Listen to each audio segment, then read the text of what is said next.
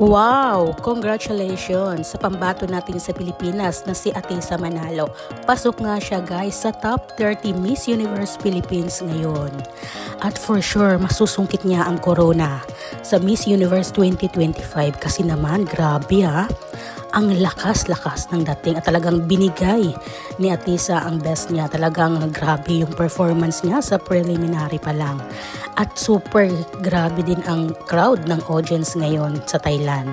Talagang napakadaming mga Pinoy or mga supporters ni Atisa Manalo ngayon sa Thailand upang panoorin siya ng live sa kanyang laban nga sa Miss Universe 2025. Sana nga manalo at maiuwi nga ni Atisa Manalo ang corona ng Miss Universe 2025 dahil napakagaling, napakaganda at ang linis-linis ang husay-husay ni Atisa Manalo sa kanyang performance.